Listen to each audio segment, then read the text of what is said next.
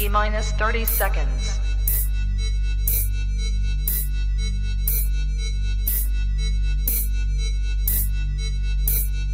T minus 20 seconds.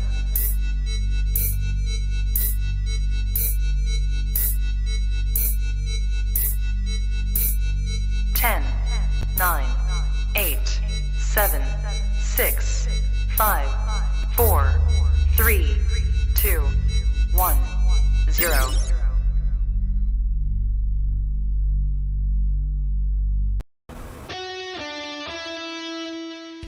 Welcome to the Play It By Ear podcast.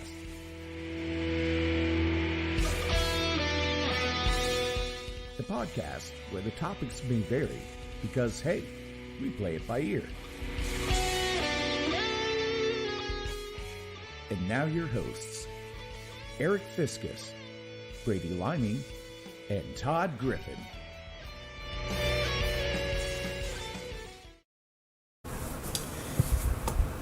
And as Meatloaf said, 2 out of 3 ain't bad. Todd not with us tonight. He is suffering ocular distress. Yes. Makes it very hard to read and do things on a screen when your eyes are not quite where they need to be. So They're swole shut. Swollen. It looks like he was tear gassed at a riot. Let's hope that wasn't the case. Yeah.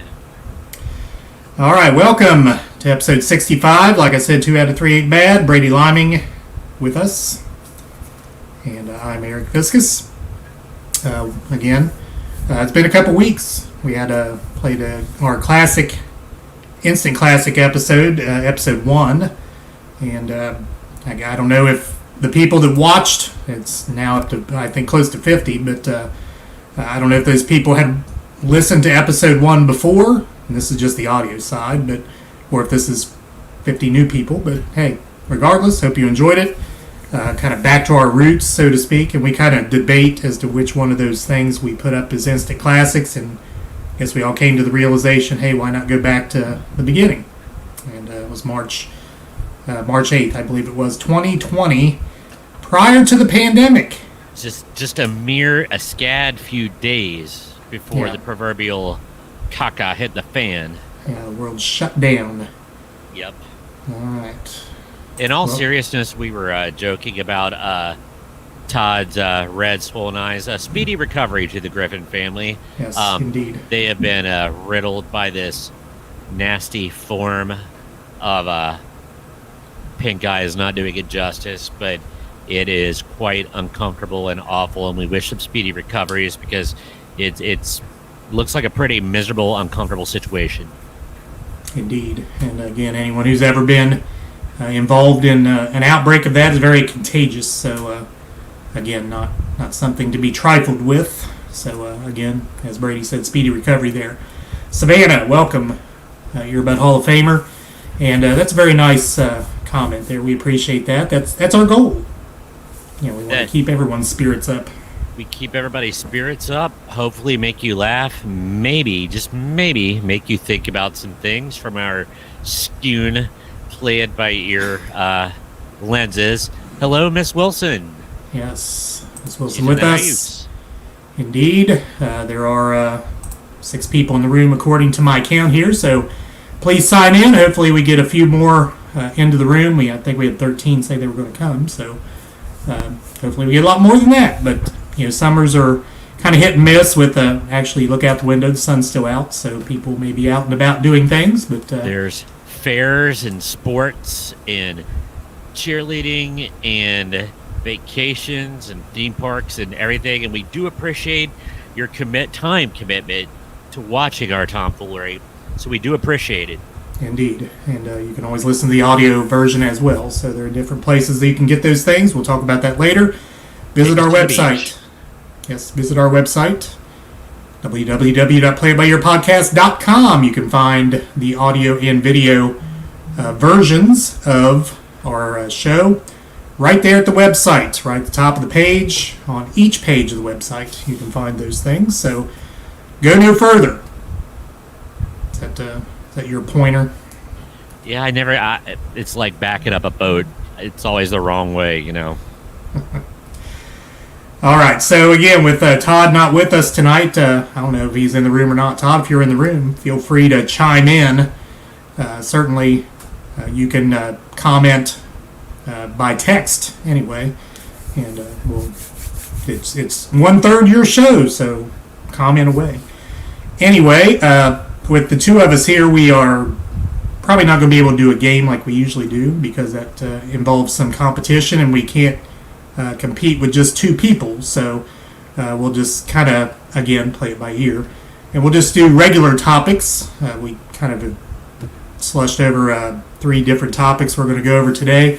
And we think they're pretty good ones. So hope you enjoy them and hope you agree with that.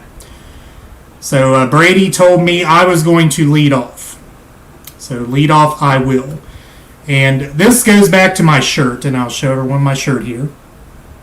A Cobra Kai shirt. Yes. Now, would I have worn such a shirt in 1986? No. Wouldn't have thought of it. Because Same guy that would have worn a Cobra Kai shirt in the 80s was a guy that would have worn a $1 Million Man Mr. Ted DiBiase t-shirt because he's the heel and just Right. relishes being a heel. Right. So I was putting the shirt on this morning, and this topic hit me. It's like this show, and if you've not seen it, I believe it's on Netflix now. It started out on YouTube TV, I think, and then kind of migrated over to Netflix, but you need to watch it. It's very well done. And it goes into the fan theory thing that I'll get to in a minute, but I thought this was a truly great kind of flip of a script, so to speak. We being probably most everybody, has seen The Karate Kid and has watched that movie and thought, Ralph Macchio's character of Daniel was kind of put up on by those people who were in the Cobra Kai. Those baddies. Yes, those baddies. So as it turned out, with this particular show that's now, like I said, on Netflix, they, as I said, flipped the script. Now, Daniel's kind of he started out as the heel, and the show's kind of migrating a little bit, and I won't give it away, but again, good show to watch if you get the opportunity. But I thought, what other shows or movies or whatever have flipped a script like that so well? And kind of got me on to fan fiction. And if you're not familiar with fan fiction, a lot of your bigger name shows or movies will have fans of that property kind of put out stories that they believe could be explanations of things that actually happened in the movie. Because a lot of people will watch movies and it's pretty straightforward. The story kind of goes along and you follow it. Other people will watch a movie and have a different take on it. So they'll put out fictional stories of what they feel the movie was talking about, or the TV show, or whatever. So I went on a search, and as I told Brady earlier, Google is your friend sometimes, and I came upon 2 lists. So one is from Entertainment Weekly, the other is from, where's it from? Can I go back up to the top of the list? The Richest. I don't know what The Richest is, but maybe it's some magazine or something. Anyway, I was going to go through this list here and talk about some of these fan theories, TV and movie fan theories, about possible explanations of things that happen in these shows or movies. So I told Brady I'm going to talk about the ones I can speak directly to, and I may give him the opportunity to speak to some that I can't. For example, Star Wars, and we talked at length on this show about my I don't know what the word is. Dislike. Avoidance. Maybe. Avoidance. There you go. Avoidance. That's a good word. Avoidance. Oppositional defiance. Avoidance of Star Wars. So I can put a few of those out there, and he can speak to those. But we'll just kind of go through this list, and we'll get your thoughts on the possibilities here of this fan fiction, and what people feel may have been happening in these shows. Now, this first one here, and I'm going to say this is about Breaking Bad and The Walking Dead. Now, I'm not a fan of The Walking Dead. My wife has watched The Walking Dead. Never got into it myself. However, big fan of Breaking Bad. Excuse me. So, according to this fan fiction, Breaking Bad is a prequel of The Walking Dead. So, this seems to be a bit far-fetched to me, but according to this particular piece of fiction, this seed for this theory was planted in the second episode of The Walking Dead, in which Merle's secret drug stash strikes quite the resemblance to the product that turned White into a kingpin. So the meth that had the blue crystals. Meth? Yeah, the blue meth. All goes back to crystals. There you go. And we'll talk about that later. That's a good segue. Further hints at a possible connection between the AMC dramas include a red sports car and characters named Glenn, Gus Fring possibly being patient zero of, I guess, being a zombie, and the description of Merle's drug dealer as a janky little white guy who Daryl quotes as saying, "I'm going to kill you, B." So that is a line uttered by Jesse Pinkman quite a bit in Breaking Bad. Author? No, bitch is the word. So that's the basis of that theory. Like I said, that's, to me, it's a little... So, am I to understand that Walter White's meth turned people into zombies? It's the root cause of this zombie thing? That's kind of what it's getting at. Now... Shoot.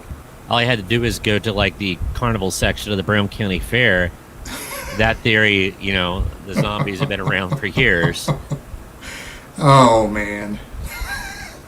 I have no words for that comment. Moving on. Any input on that particular thing there, Brady? Well, no, but besides, meth causing the zombie apocalypse, I mean, it's pretty cool. And the fact that there are some tie-ins, maybe the creators were just having some fun with this, just to get people that are fans talking. But it is a pretty far-fetched leap. But it's interesting. It gets my attention. It does indeed. Now, this next one is interesting. Very interesting. And this theory was circulated by none other than Buffy, Sarah Michelle Gellar, about Grease. And her theory was Sandy died at the beginning of Grease. What? Okay. At the end of the movie, what happens with Danny and Sandy? What happens with them? Their car flies off. Okay. As they wave goodbye to their friends on the solid ground below, leading to the conclusion that the flying car was the final result of Sandy's fantasy, as in she is dead. In the song, during the song Summer Nights, Danny and Sandy recount how they first met and started a summer fling. The line, "I saved her life, she nearly drowned," suggests that Sandy actually did drown, and the whole movie was an elaborate musical fantasy due to the lack of oxygen getting to her brain. The flying red convertible also suggests that Sandy is happily being whisked away to heaven at the end of the movie. So is Danny dead to the end by that? No, Danny's part of her fantasy, because Danny was trying to save her from drowning. She actually drowned, but in the meantime of her drowning and her losing oxygen to her brain... She had a fantasy, then went to the light. There you go. The car was her going to the light. Wow. Now that's a good one. I like that one. What an interesting concept. Kind of throws a lot of darkness on a very whimsical, our dear friend Doug always slammed the flying car at the end of Grease. It's like, it was a good movie up till the flying car. That was a pretty ridiculous ending. But now, man... That gives some explanation to the ending, doesn't it? It does.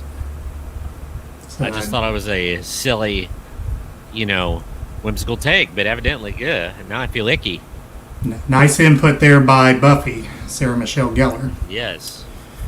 All right, next one. Jack in Titanic is from the future. What?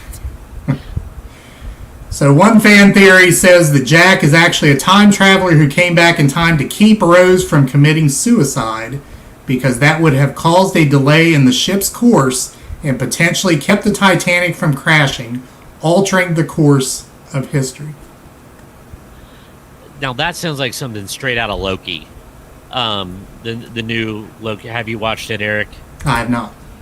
Well, the whole thing is about there's these timekeepers that keep the timelines, multi-dimensional timelines straight, and that's really, I think somebody's been watching some Loki and maybe had a couple too many adult beverages and got behind a keyboard. I mean, it's an interesting theory, but there is nothing that leads me to believe that Jack is some kind of futuristic being. Let me go on with this.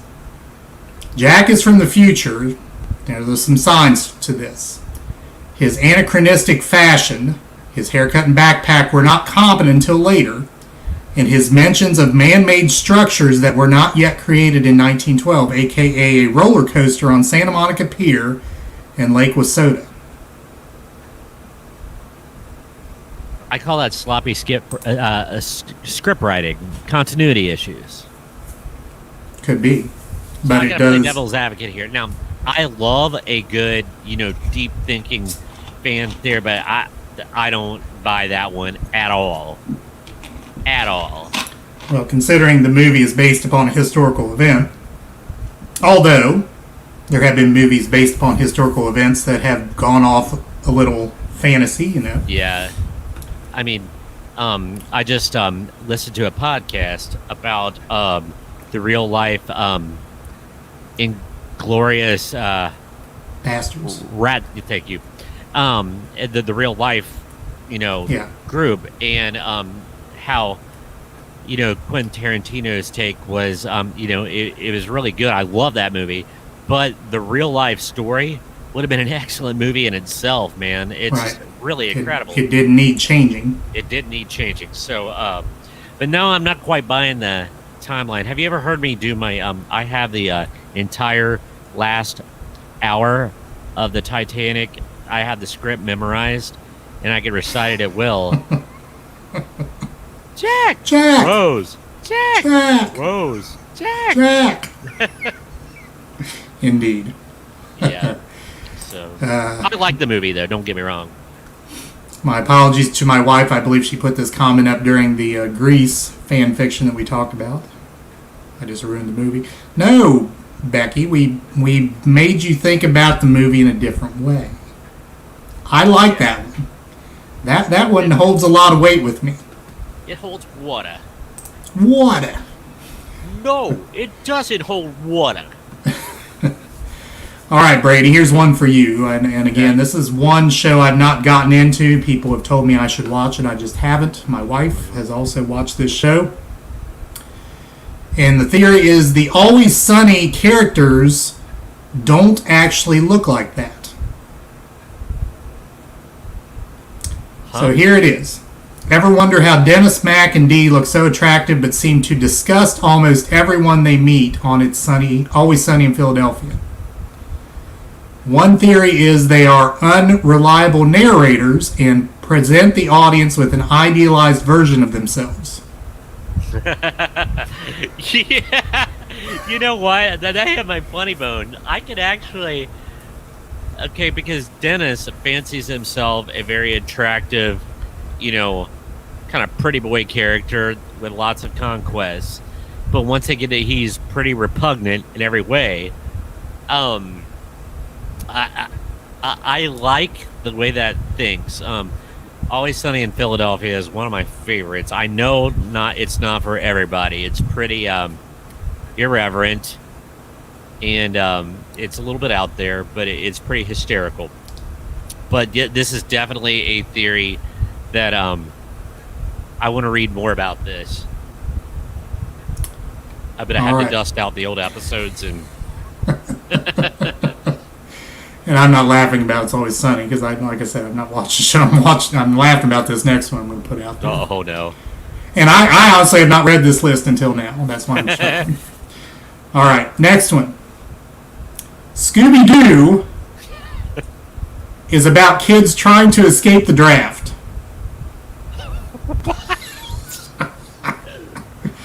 Okay, the cartoon mystery franchise Scooby-Doo never really explained why a ragtag group of 4 dissimilar teenagers decided to travel in a van to no known destination. So a fan developed a theory. As the show premiered in 1969, the same year as the height of the Vietnam War, the Scooby Gang is trying to drive to Canada to escape the draft. The theory says that the clean-cut Fred was drafted, but ran away to be with his fiancée Daphne. Hippie Shaggy and activist Velma joined them as they both opposed the war as well. Now, why did Velma get picked as the activist? Because she wears glasses? I don't know.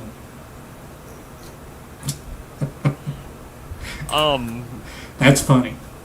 That is hysterical. Yeah. So is Fred like the well-to-do, the fortunate son that is dodging? Could be.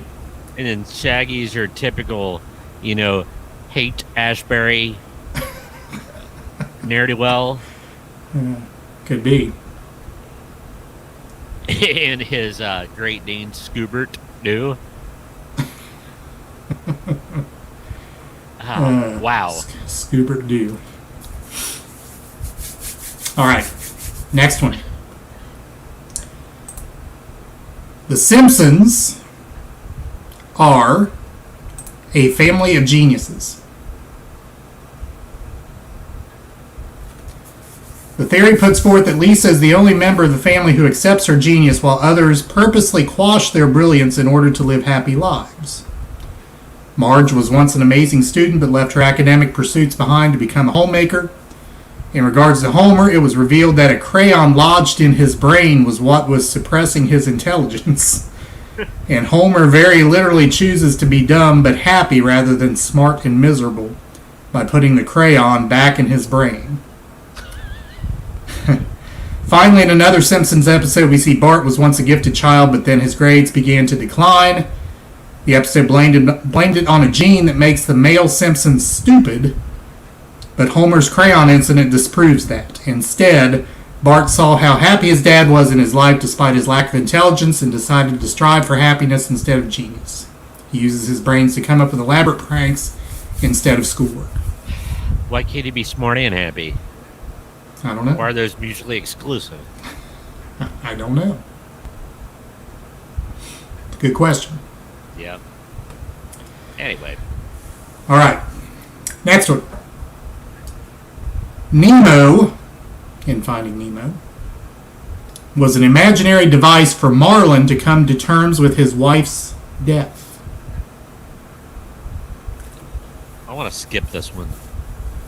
You want to skip this one? No, that's just dark. All right. In Latin, Nemo translates to no one. This helps spur the theory that Marlin's son doesn't actually exist in Finding Nemo, but is just an invention he uses in order to come to terms with the death of his wife. We see Marlin go through the 5 stages of grief in the film. First, denial, when he invents Nemo's egg after the rest of his family are killed. Second, anger, as he freaks out whenever Nemo is too far away from him. Third, bargaining, as he convinces Dory to join his quest and then puts up with her. Fourth, despair, when we see Nemo flush down the toilet. And finally, acceptance, as he is able to let Nemo go off on his own in the end. I don't know about that one. I like putting that lens of thinking on a lot of things, but children's cartoons, Scooby-Doo aside, I get different. But now you know that these cartoons are not only aimed at the kids; they're aimed at the adults. That is true, but that's pretty. Gosh, can you imagine if that was true? What that would do to the whole Disney franchise, like all the rides and everything? Sorry, kids, the ride's closed. Why? Because Nemo never existed. That's why we're taking it out. There you go. All right, here's an interesting one. Walter White, going back to Breaking Bad, was Malcolm from Malcolm in the Middle.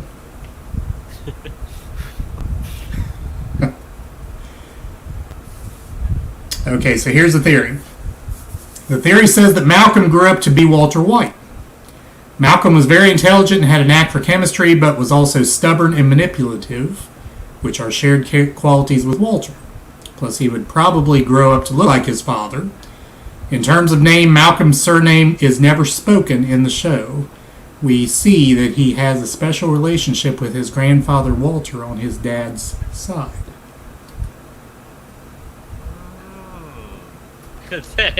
That's interesting. That's deep. That's deep. Wow. You know, along the same line, I always love it when these shows kind of speak to each other. And one of my favorites of all time, St. Elsewhere, was very good at this. Like, for example, one of the characters in St. Elsewhere was a character in The White Shadow, because both shows were created by the same people. So, the character from The White Shadow was a... Salami? No, it was, daggone it, what was his name? He was an orderly. Coolidge. Coolidge. Yeah. He was an orderly, but Salami, Timothy Van Patten, who played Salami, was on one of the episodes of St. Elsewhere as another character, and Coolidge comes in the room and goes, "Salami?" Like, "Hey, Salami, what you doing here?" And Timothy Van Patten's character looks at him and goes, "Who?" I love that stuff. That stuff is great. Yeah. So it's kind of along the same lines as this. Mallrats did that. Yeah. Because, oh, good gosh. Brenda. Oh, what's her name? Oh, gosh, I'm getting old. Anyway, there is a moment where the guy looks up and goes, "Brenda," and then she's right. Max. Yeah. Right. Wow. Okay, do you want another dark theory from a children's movie? Or Let's not? skip that one. Are you troubled? I'm troubled. All right. Ferris Bueller. Here we go. Ferris Bueller is just a figment of Cameron's imagination.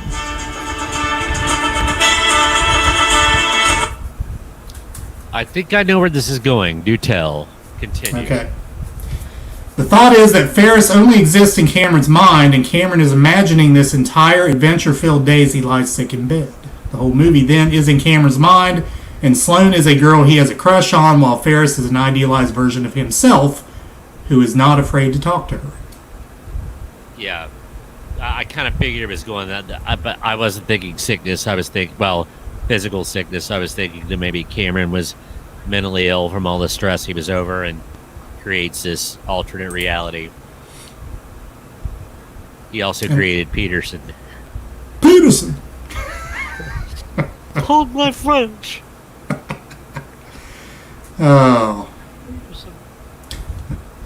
Okay. This next one, again based upon a cartoon. I don't know that this is dark necessarily, but you may think it is. Bikini Bottom, of SpongeBob SquarePants fame, is a nuclear test site. At the Bikini Atoll? Yes, the Bikini Bottom is actually the seafloor surrounding Bikini Atoll, a site that used to be a hotbed for nuclear testing. In connection to atomic bomb tests, you see kind of the end result of sponges coming to life and with arms and whatnot and underpants. Right, indeed. Wow. Whenever the show uses live action footage of an exploding nuclear bomb, they always use visuals of the Bikini Atoll bomb test. This becomes a recurring choice of imagery on the show, And fans kind of took that into a direction of SpongeBob and his friends are a bunch of irradiated sea creatures. I could totally. I don't. I'm gonna go. I'm gonna come to the hoop strong on this one. I'm gonna go as far as to say that's not a theory. That's fact. Because there's just too much there. There's too much. Too much. The creator grew up in the Cold War. Too much. That is a fact. I guarantee it. I'd be shocked if it wasn't. It very well could be. I mean, it fits really well. It does. Man. All right. Next theory. Anakin tricked Padme into loving him. Now, this is Star Wars. You'll have to speak to this one. Like I said, I will give you that one because again, I practice avoidance with that, as you said. Yeah. So, they said, or are they claiming that he kind of used the Force to sway her affections? Yes. One theory states that his Force powers were so powerful that his obsession with Padme seeped into her psyche unbeknownst to Anakin himself. So he had this power and he didn't know how to harness it, so it just kind of caused Padme to love him. Interesting. I might go as far as to say that could have been happening toward the end, but I don't. Well, see, when Padme first meets Anakin, he's a little boy and she's older, like she's of age already. Right. So maybe this crush that started when he was a younger boy, maybe, I don't know. I could see where somebody would get a little bit of a mileage out of that, but I'm not quite buying it for the whole time. Maybe at the end. All right, like I said, you have to speak to that one. I cannot. All right, next theory. Aladdin, of course, the cartoon Aladdin, takes place in a post-apocalyptic future.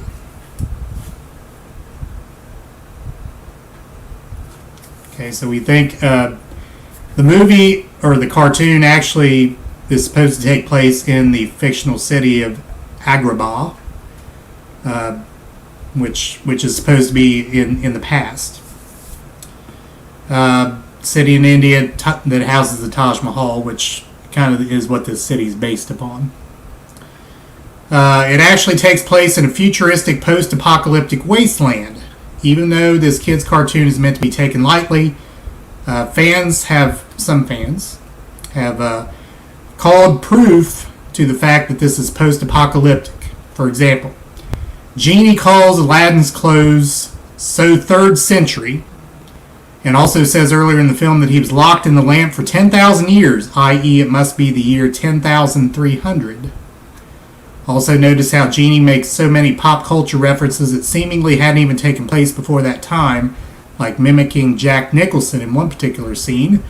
There's even an expanded version of this theory that explains the carpet's ability to fly as futuristic hover technology, and says that Iago can talk either because parrots have developed complex speech by then, or just figured out how to, the humans figured out how to understand the parrots.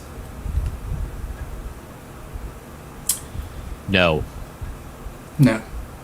Yeah, there's so much other stuff. The pop culture references were put in there to get the adults entertained during the kids' movie.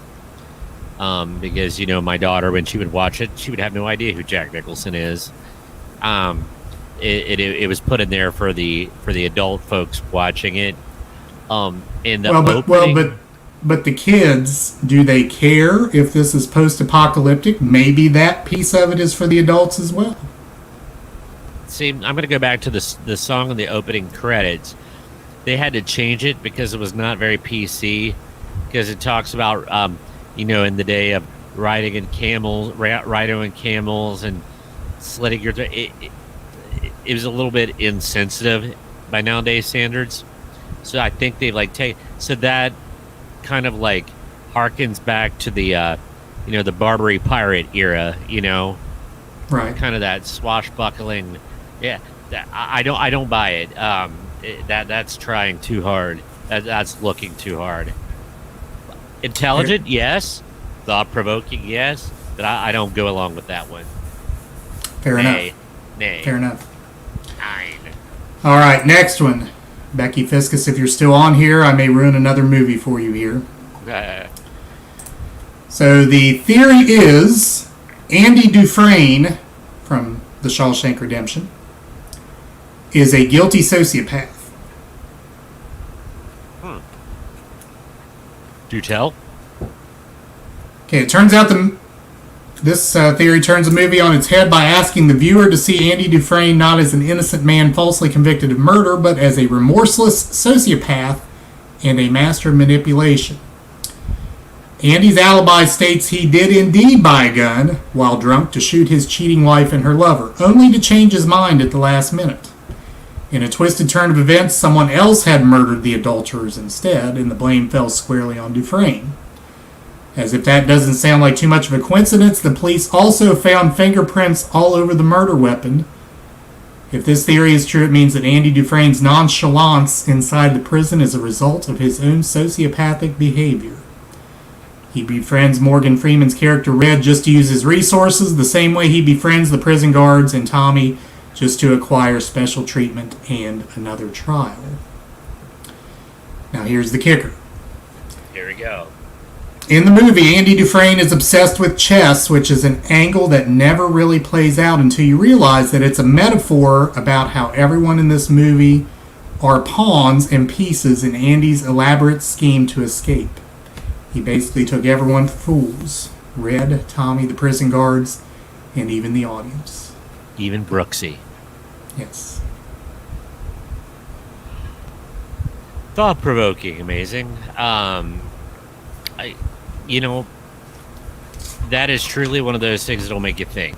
Because I agree, I always saw that, there's like some of the worst luck ever, but that could happen, Right. But, he is a pretty cool customer. Not quite buying it, but I like the thought of it. It's definitely an interesting take. Yes.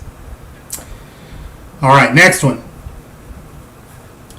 Now this one is, and I can't remember if it's actually stated in the movie or it's just assumed. So this is Forrest Gump. The kid, who is assumed to be Forrest's son. Now, does it say that in the movie? Does Jenny say that? I think she... No, but she sure implies it. Yeah, she alludes the kid is smart like his daddy or something along those lines. I don't know. But so this theory says the kid really isn't Forrest Gump's son. So this is kind of goes along with what we just said. There's no real evidence to confirm it. The theory says that Forrest Gump's childhood love, Jenny, might have made Forrest believe that the boy was his son simply because they shared one night of intimacy a few years ago, and the fact that she knew Forrest wasn't very sharp. It would never occur to him that Jenny could be lying. Heck, Jenny herself may not even know who the real father is. In order to ensure that her son would be looked after once she's gone, Jenny might have had to rely on the one person she knew would safeguard her child with all his life. It was none other than Forrest Gump. I'm glad somebody else is pretty hard on their evaluation of Jenny. But as I watched her in the movie a couple times, I always thought she was kind of not exactly a sympathetic. No. I want to be careful. She would do something like that, not out of meanness, but out of the good for her child. Does that make sense? Yes. I could see her pulling that stunt for the safety and the well-being of her child. Indeed. So. All right, next one. Jurassic Park was an elaborate sham. All right. We're led to believe that John Hammond, who was the one who put Jurassic Park together, brought dinosaurs back to life by extracting DNA from a mosquito that's caught up in tree sap, thereby being frozen in time, correct? This logic falls short when you realize that the DNA has a half-life and could not survive that long, tree sap or otherwise. Also, there's no way to extract individual strands of DNA from a mosquito that probably fed off dozens of different dinosaurs, which means that the mosquito is just a fictional front story meant to explain to the public how these ancient creatures were brought back to life. So then where did they come from? Well, What are they saying exactly? That the dinos weren't real? real dinosaurs didn't look like anything we see in the movies, and this was even brought up in Jurassic World when it was explained that these so-called dinosaurs were really just a mishmash of various species of animals, an amalgamation of beasts, and aren't in their purest form.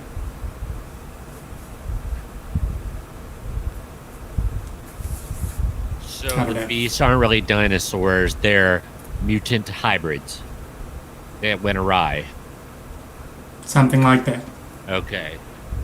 Huh. Never thought about that one. Makes sense. Yeah. Final one. Wizard of Oz. Dorothy is the Wicked Witch of the East. Love that look on your face. All right, here's the theory. All right, Dorothy and Toto are swept off in a tornado, taken far away from Kansas in the mythical land of Oz. We all know that. All right, there Dorothy meets a who's who of weird characters who seem so bizarre yet so familiar at the same time. It becomes pretty obvious that these characters are mirror versions of the people on the farm. We've talked about that before. So, shouldn't she have a mirrored character in Oz as well?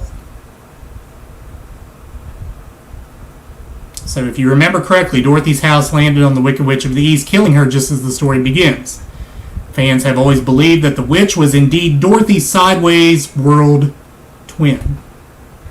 Dorothy even plucked the witch's ruby red shoes and wore them herself. The notion gets weirder the more you think about it, and is loaded with tons of metaphorical value, but makes total sense that Dorothy killed her mirror image the moment she landed in Oz.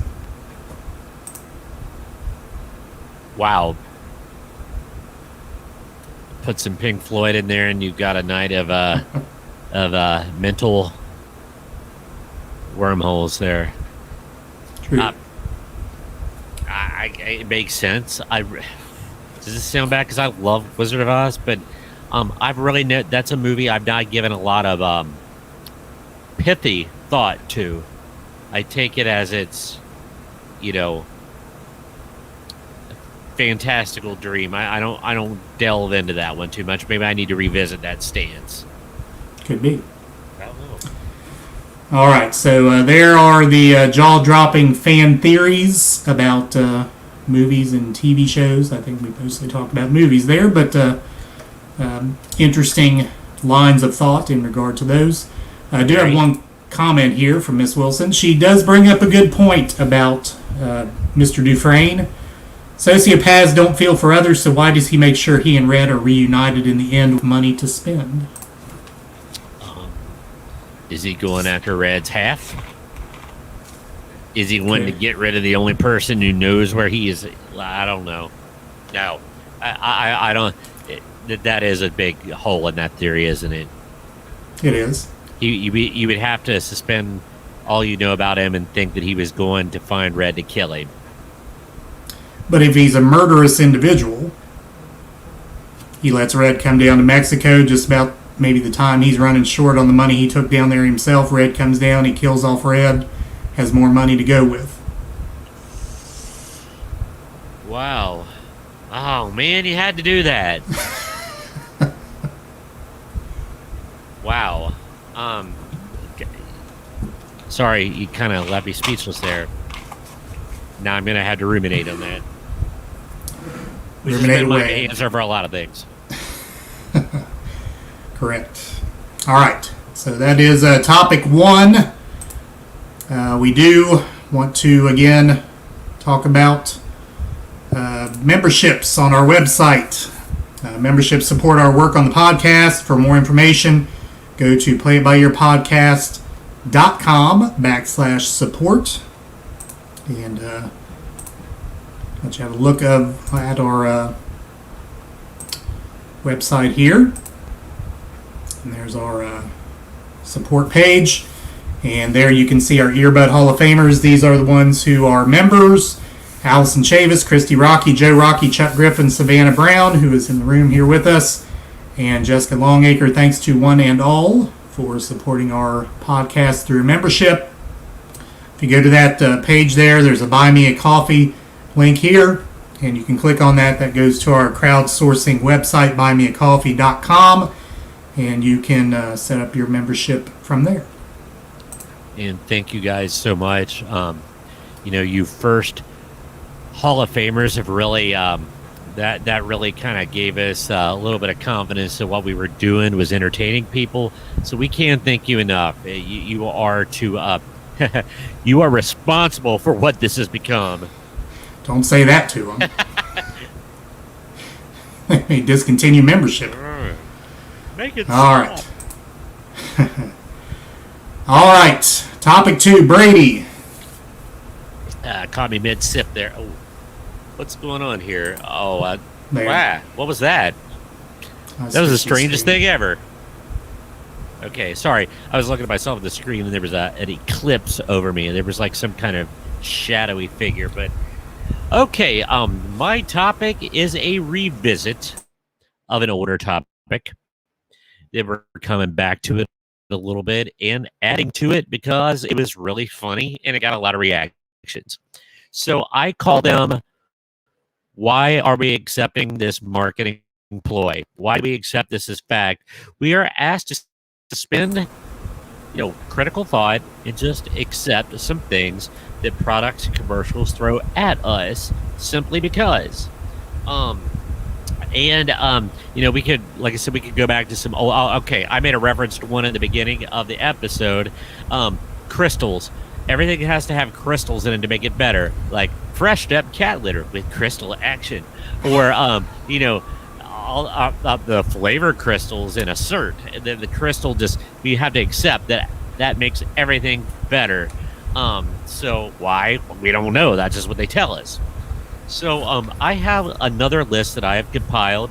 This is not a list from the internet. I would like to proudly say that this is stuff that I've thought about that has stuck in my craw. Are you sure you're proud? You sure you're proud of that? Let me rephrase this. This is the stupid stuff that keeps me up at night, or pesters me as I walk down the aisle of a supermarket or in a restaurant. And yes. Eric and I had a lunch the other day, and I've got to say that it was our lunch that kicked this off again, because I looked down at the menu, and jumping on the page and kicking me across the chops was a hand-patted burger. Why is that supposed to make me excited? First off, I don't care. Oh, no, let me rephrase that. First off, what else would it be patted with? Now, I did bring that up in our conversation. Yeah, like, a spatula. It could be spatula padded. But why does that make it worse? I mean, is there a foot padded sandwich? Is there some cook back there stepping on the patties? It's a foot padded sandwich. Makes it that much better. Or a patty.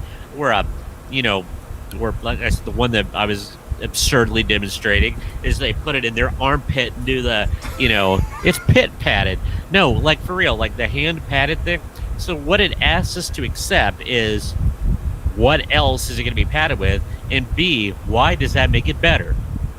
Why is a hand padded burger better than one that has been lovingly cradled with a spatula? And once again, we invite the audience to chime in on these things. Maybe there's some angle to this we're missing as far as why these things are marketing schemes. So my question to you is, would you eat, if there was a burger, a foot padded burger? Nobody's going to eat that. So The only thing that I've got to go on is maybe nostalgia, where you saw your grandmother making the patties with her hand. I don't know, but sorry. I mean, I'm sure there's grandmas that don't wash their hands out there just the same. I don't know why that is a big deal, but hand patted sandwiches was what kicked this whole topic into gear. If you want to know what the catalyst was, So would you say there's a better chance that a spatula would be cleaner than a hand? oh, I would absolutely say that a spatula would be cleaner than a hand. Okay. So, now, Can I say, Sarah, welcome aboard. And Yes. why have I feel like I've had this conversation before, that I'm glad you did your homework. So, thank you for joining, Sarah. thank you, Sarah. Miss Wilson makes it better than the frozen, mass-produced, machine-formed patties. But okay, so there again lies the question: why is it better? Why is a hand-patted patty better than the mass-produced, machine-formed patty? And harkening back to the last time we visited this subject, I bet that there is a German engineer someplace that appreciates the fact much more that it was made by a machine and not by a hand. It's like, look at the machinery on this. You know, like, it makes the patties better by the machine, grandfather. You know, that kind of deal. And, you know, I think it's to each his own, but to go on to the next one, which is related, and I have to admit that I got Eric laughing on this one. Same thing with a hand-spun milkshake. I will not use the language that I use when describing it, but who cares if it's hand-spun or the little metal thing that does the job more quickly and efficiently, I would guess. Now, I would venture to say that a hand-spun milkshake would not be drinkable through a straw. I will venture to say that it takes longer to do a hand-spun shake, and therefore I'm going to have more ice cream meltage, and it's going to be much more excellent if it was done by the little robot arm thing that spins it quickly, efficiently, and because it's metal, the conduction of temperature, it will stay cold and not melt my milkshake. So I'm going to rebel. You can keep your hand-spun milkshake. I bet it's tasty, but I want mine spun by the machine, which does it better. But you never see the machine-spun milkshake advertised. It's like, spun by the highest technology. Graphite reinforced with crystals. But yeah. Yeah, Gary, thank you for joining us, and his comment, it's just better, darn it. I believe he was referring to the burgers. Yeah. That's just kind of what it comes back to. Sarah asked about the milkshakes as opposed to pre-mixed, maybe. Maybe. Could be. But I will venture to say, those places that say hand-spun milkshakes, it's all coming from their distributorship. They're just spinning it by hand. They're not out there milking Bossy and then putting the, chopping the fruit, the strawberries in there. They're just doing it inefficiently. I don't know. So, Miss Wilson, the machine ones are usually thinner and less juicy. It applies homemade, which is usually tastier. And I do get that. Homemade ice cream, tremendous. And once again, I am not slagging on homemade stuff. It's going back to the hand spun. Like, I can't do it, Eric. But yeah, like, once again, is it going to be foot spun? Is it going to be, I don't know, nasally spun? It just, if it's done by human contact, I don't know what else they're going to spin it with. And we'll leave it at that. We'll leave it at that. So, all right. Now, this one is a marketing... It's not as much a phrase, but it was something that we were supposed to accept. That the older I get... Oh, sorry, I'm just seeing Miss Wilson's comment. She was still in the burger patties. Still in I was burger wondering what patties. she meant by a juicy milkshake. I was wondering that too. Yeah, I just thought more milky and less thick. Anyway. But here we go. This is something. The older I get, the bigger it's a get off my lawn thing. If I sound particularly crotchety tonight, Irish Spring soap. Why on earth did that guy always ruin a good bar of soap by pulling out his knife and cutting chips out of it to show you that the stripes went all the way through? And about those stripes. Now, what, other than being visually appealing, was there something to those stripes? We're just, we're accepting it because a stripe is better. You have to see the stripes. So therefore, we're just accepting, oh, it's got stripes, It's like, I don't want that donkey, I want that zebra, it's got stripes, It's like the same thing. But he would just cut that big old thick piece of soap out, and you've got a wasted piece of soap that's too small and slippery to be used. It'll actually become a hazard because if you drop it, and they're always at an exotic locale, they're like hanging out in a rock waterfall. Daggone it, I'd be the guy that step on that sliver of soap and falls 3 stories to my untimely demise because that dude cut off a piece of it. Okay, so I went to the Irish Spring website. So here's the comment. There's nothing quite like classic Irish Spring bar soap.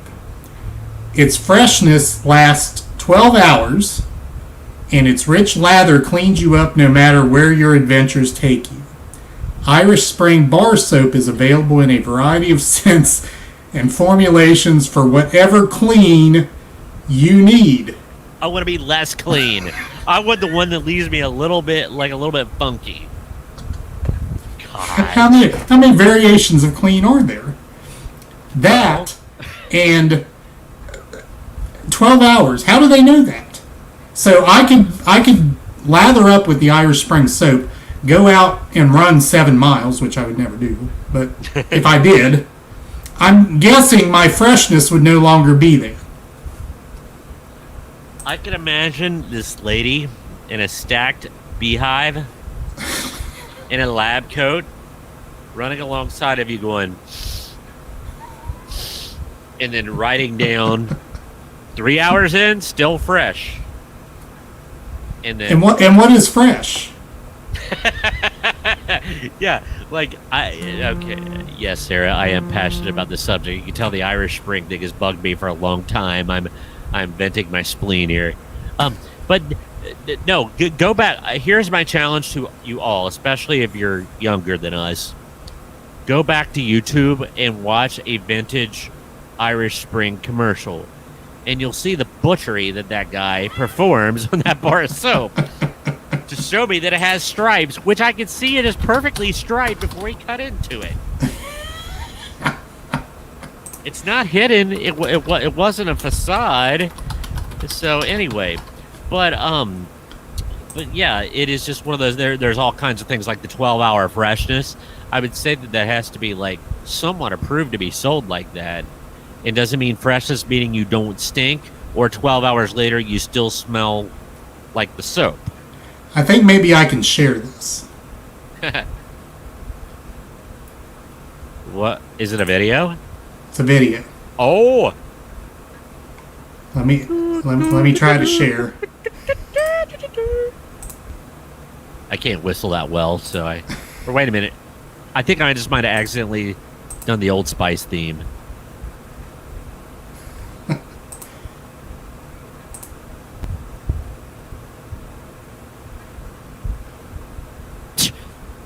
Pointless. And see that? And not to mention the guy's a voyeur on around his horse while the poor lady's showering. Anyway, so that just sat on me strangely, as you could tell. So okay, according to Gary, those stripes were hand spun. Takes too long to mix all the way. If it was spun by a Nicely machine, played. it would all be the same color. Nicely played. Nicely played, Gary. The next one. Anything that is put on the menu or marketed as beer battered. Beer battered Now- fish, beer battered chicken. Okay, I was going to say Oh. fish is the only thing that comes to mind. So, is there beer battered chicken? There's beer bread, which it's in its own category because it is as advertised. I'm sorry, I don't like fist, so I've never had the beer battered fist. But I'm pretty sure I think I have had beer battered chicken at like a restaurant that yeah. Well, anyway, but I guarantee you, that beer is not tasted in that battering, and all that is doing is getting you to go because they assume you say beer. Ooh, it is playing to your rebellious side. So you're gonna buy the beer thing. You're catching a little drink of something, with your meal. See, beer so would that cause me. alcohol cooks out. Beer would cause me to shy away from it. I don't like beer. So Now I'm beer getting bread beer is good. And Sarah had said beer cheese. I Beer have had the cheese, beer yeah. cheese, and it does have a little finish of beer, which is wheat. It's grains, so it has that bready. Yeah, I can tell that in the beer cheese. But beer battered, it cooks out. So I will challenge somebody that does it really make that big of a difference? And I got to take Yeah, maybe the it cheap does. joke here. And Maybe the it first does. time I saw beer battered fish, I imagine the Gorton's guy just going to town on some mackerel with a bottle of beer. That's how he pulled it onto the boat, knocked it out to process it. So it was battered by a bottle of beer. But I digress. Hey, Miss Wilson, the beer does have a distinct taste. The alcohol cooks out, but the hops taste stays. And thank you, Miss Wilson, because I'm not claiming to be an authority here. I just have questions. So, I can't, I'm having a hard time wrapping around that it makes that tremendous of a difference. And Miss Wilson just set me straight. If it does, please tell me, because I can't imagine it. I think she did. She did. Pan seared. Now, I'm not saying that doesn't happen. What else are they going to sear it in? Garbage can lid seared. Yummy. Manhole covered seared. What else is it going to be seared with? If you're telling me that in the process of cooking it, they seared it, that's all I need to know. This is seared chicken. Why do they have to tell me it's pan seared? I don't know. I have no answer for that. I know. Like I said, if you pulled the manhole cover off the street and you're, doing a pork chop on that, it's like, look what I'm doing. I'm searing it on the manhole cover. That's interesting. The pan seared, duh, where else is it going to be? So, I could go quickly on. Let's see. I'm going to go old school to a toy. Never understood this. And I can't say that it's a marketing term that we still are accepting, but it is a marketing ploy that as a kid, I didn't get it. And I still don't. But it is the G.I. Joe action figures from this with Kung Fu grip. Now, I had one of these. I was very small, probably like 4 or 5 years old when the large size G.I. Joe went the way of the dinosaur, and then went to the smaller action figures. But my Right. cousins, my older cousins, had some. And I will demonstrate what Kung Fu grip was, for real. They had rubbery hands, and it would do this. I'm not kidding. That's what Kung Fu grip was. So, Why is that imposing? Oh, there's a ninja. Hold on. but now, correct me if I'm wrong, but wrong. you can't correct me. I didn't say it. Did Kung Fu consist of grabbing things? I thought it was punching and kicking and such. Punching and kicking. And if you're holding somebody hard while you rip their trachea from their throat, a la Roadhouse in martial arts. Is that Kung Fu? But yeah, because that was more the jiu-jitsu, the Japanese martial arts. It was a little bit more Right. devastating. Kung Fu is prettier and more poetic. Right. And but no, literally, even in the commercial, the Kung Fu Grip, you put the action figure and did that with their hands. I don't get it. It was But it was a big 1970s deal. technology. It was a big deal. And so anyway, that was one. Back to toys. And after I wrote it, I get it. I have to say that I wrote this down, and I'm not a little girl, but dolls with realistic hair. Realistic hair. And I guess that's because they, style it and everything.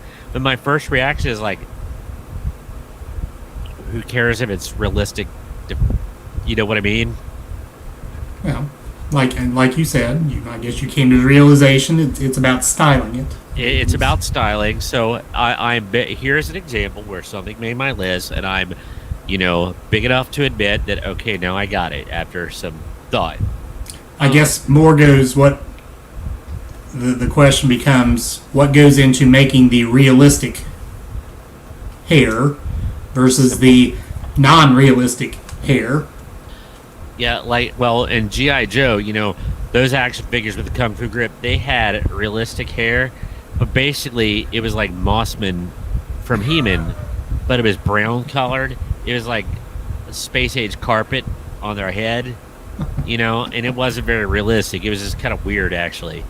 And I'm so glad that they went to action figures with painted on hair, because that always weirded me out about G.I. Joe. So, like they had AstroTurf on their head. But, all right. Anything with oatmeal in it that's not meant to be eaten. There was some, I remember as a kid, there was this bath product, Aveeno. And Yes. it showed the lady sliding into the bathtub. Aveeno with real oatmeal. Who cares? All I'm saying in this day and age, the thing that would be beneficial from oatmeal can be extracted and pressed out and stirred in. You don't have to put, you don't have to get the Quaker Oats guy to dump things in my soap to convince me to put it on my body. I actually don't want to wear breakfast.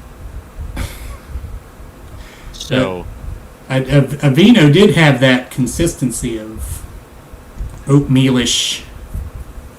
but once it got in the water, did it Well, look like your? I don't know that. I can't See, speak that's to what that. Now, I could totally be down the plant extract going into a soap for, like aloe, maybe oatmeal juice has a healing quality, which I'm sure it does, but I don't think you have to tell me about it. I don't think I need to know that there's oatmeal in there to make me feel better. I just want to know that if I've got a case of poison ivy and I get into that bath with the Aveeno, it's going to make me feel better. I don't care if it's oatmeal or blackberry leaves or whatever kind of marketing ploy that they use. We just accept that oatmeal makes us feel better. But does that go back to the au naturel of oatmeal versus some laboratory created whatever that makes you feel better? That's true. And I know that there's this push that nature's but sometimes we have perfected things a little better. Now, I'm guilty of it too. Homemade, all natural, organic, I get it. But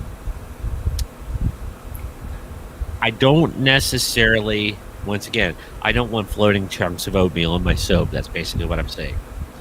And Aveeno kind of implies that when I put that in the water, I'm going to have chunks of strawberries and peaches in there too. Now, strawberries and peaches are not oatmeal. No, but there's strawberries and cream oatmeal, or you can smell like maple, whatever varieties of oatmeal that there are that's out there.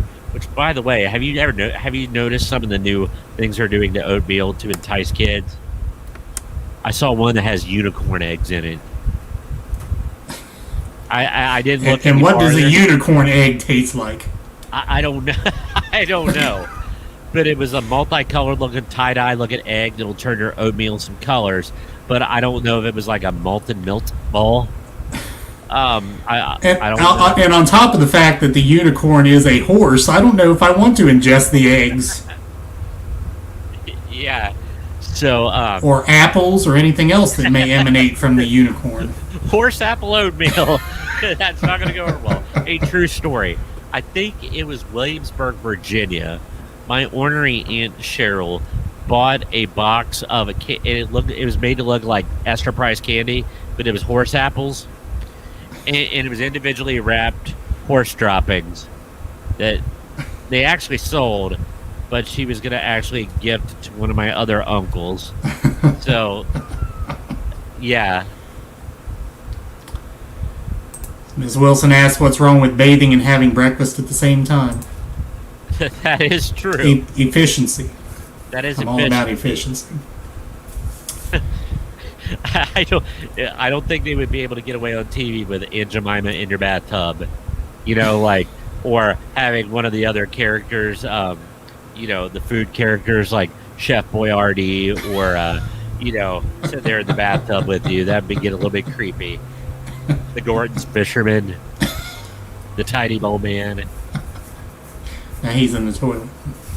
But anyway, I think I pretty much got through my my list. I was going to mention beta carotene. There was a big push where shampoo had beta carotene in it, and everything was. I'm sure it's going to have some use, but everything had beta carotene in it. Yep, I remember that. Yeah. Yeah, like you said, aloe was big for a while. Aloe kind of seemed to go by the wayside as far as a marketing ploy. Now you can get aloe juice to drink. It's supposed to be a hydrator. I can't get around that because the consistency is Vaseline.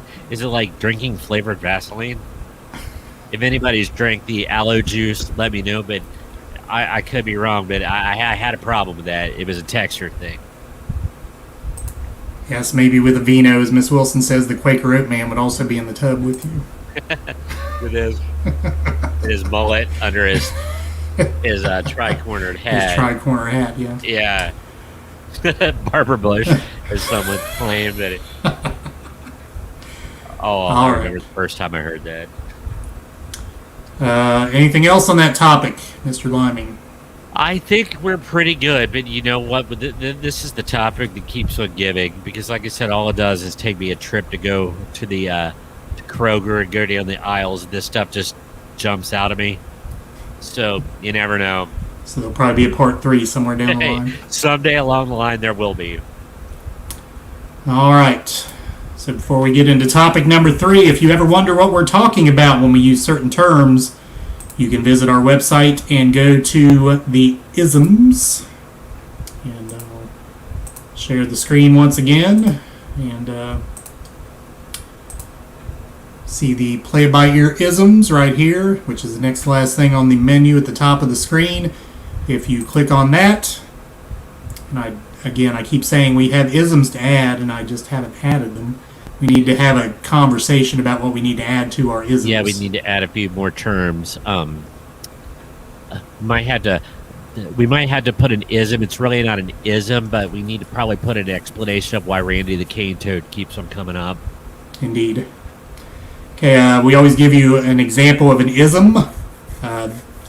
The pork tenderloin, which is the play-it-by-ear term for a deep-fried pork tenderloin sandwich made famous by the Brown County Fair, known to normal people as a pork tenderloin.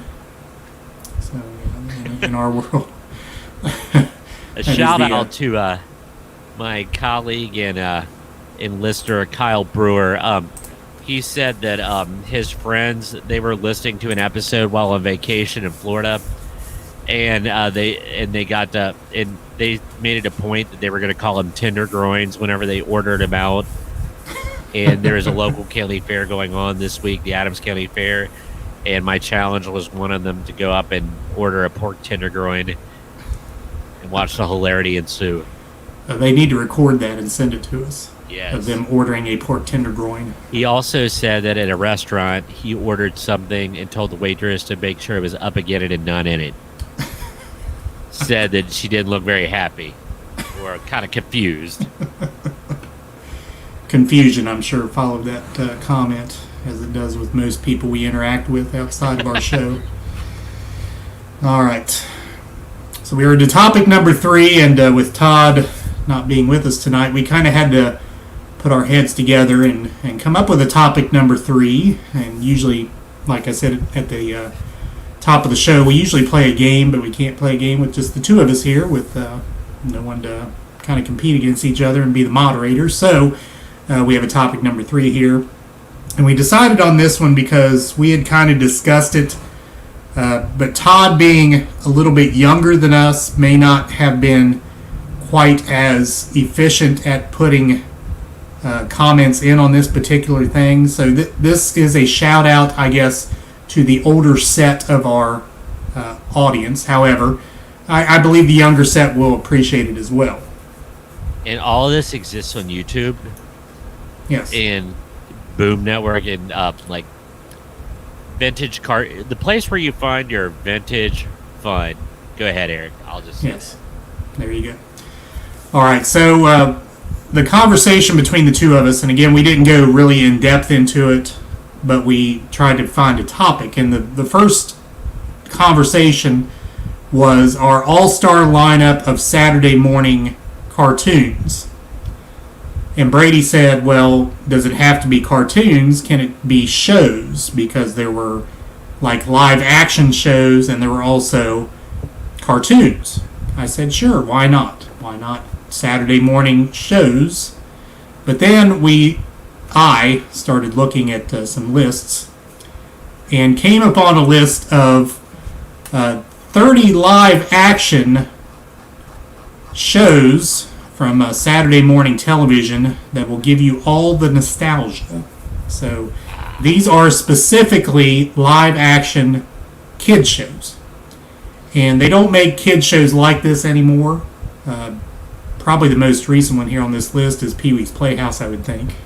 Again, I haven't gone through the list extensively, but that would kind of come to my mind as probably the most recent. So I would guess most all of our audience would be familiar with Pee-wee's Playhouse. Let me say this.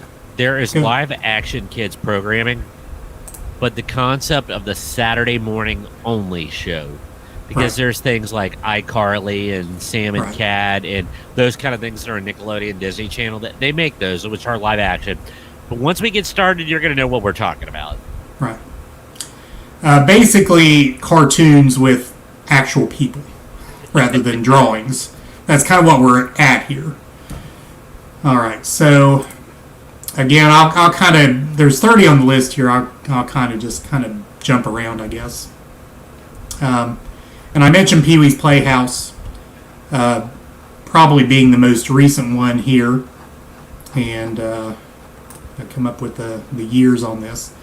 Pee-wee's Playhouse, 1986 to 1990, and Pee-wee Herman, probably one of the biggest characters in pop culture in that time period of any character there was.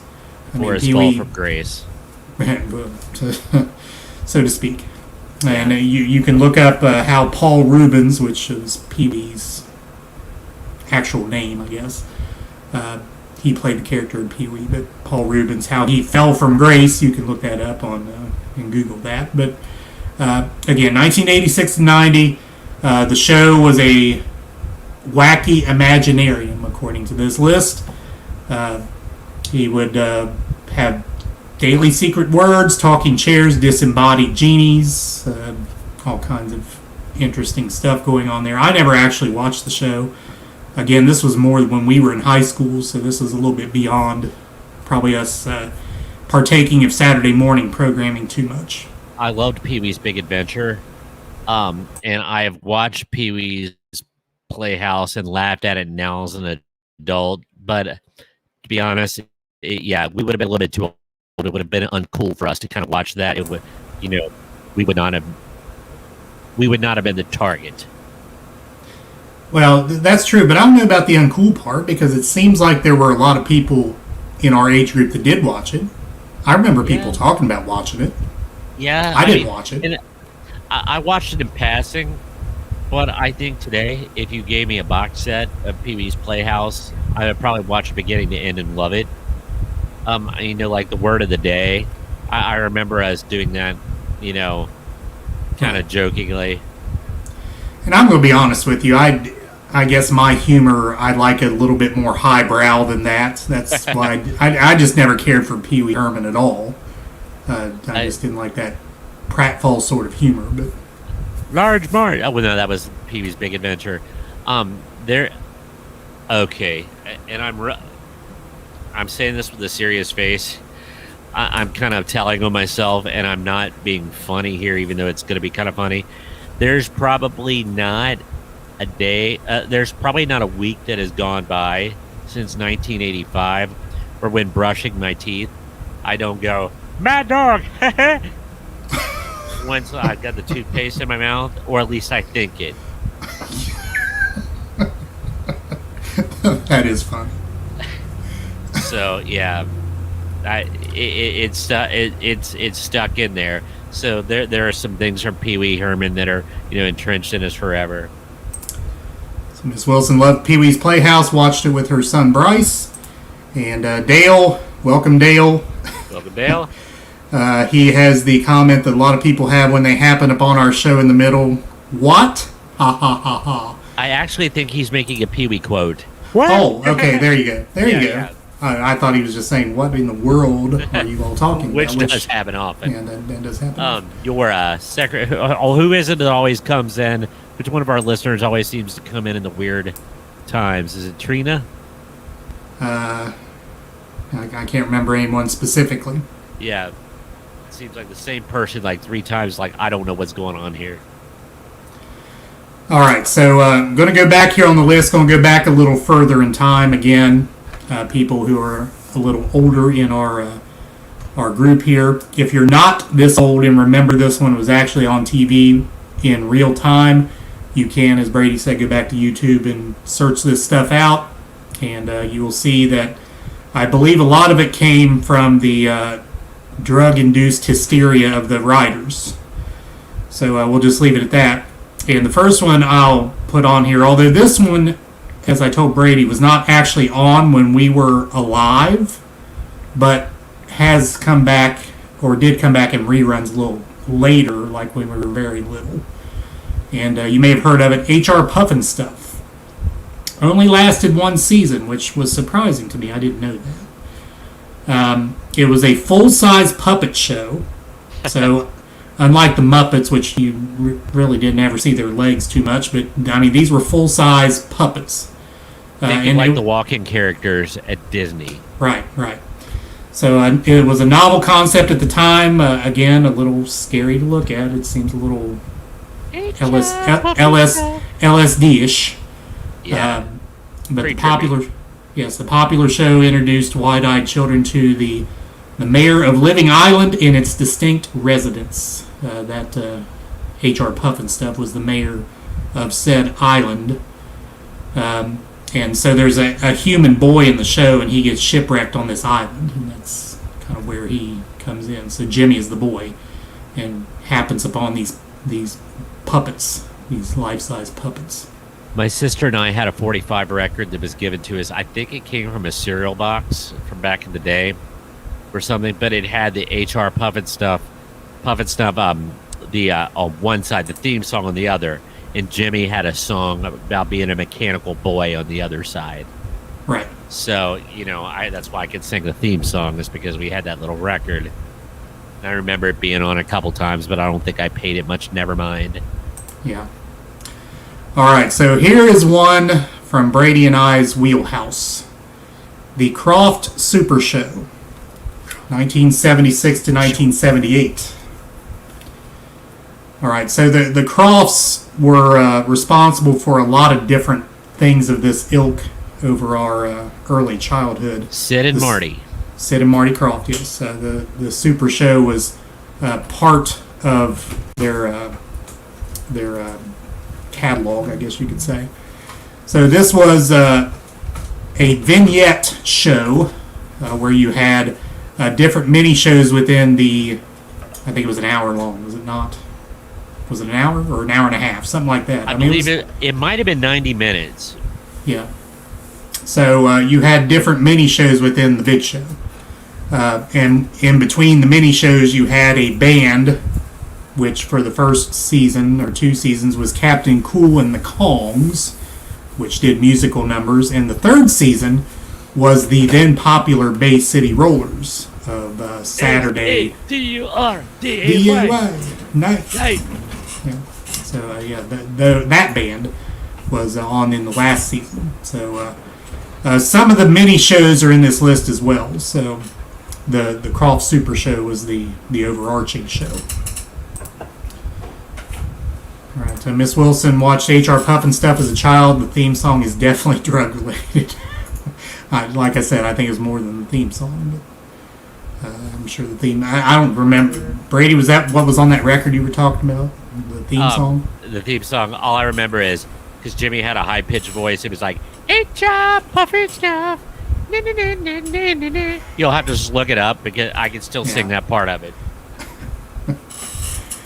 All right. Next on the list. Oh, wait a minute. What are the shows?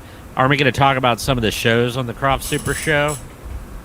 Yeah, and like I said, I think some of these are within this list. All right. So we can come back to it. Again, right in our wheelhouse, early elementary school, the Shazam ISIS Hour. Has a totally meaning today. Yes. So Shazam, that movie, the feature-length film, came out 2, 3, 4 years ago, something like that. This character was based in this show in the 70s, in 74 to 77, which is DC's Captain Marvel. So I kind of had an issue with the movie because Captain Marvel, from the Shazam that I remember, I was not into the comic book, so the Shazam I remembered was male, and the Captain Marvel in the movie was female. So point of order, different Captain Marvels. Yeah, I know. I heard all that. I can't wrap my head around it. I don't even try. I know the Shazam that I know, and the Shazam I knew was this guy. So it was on CBS 1974 to 77. Isis was basically the female version of this Captain Marvel, the Shazam. She was a school teacher. She was kind of a superhero sort of school teacher.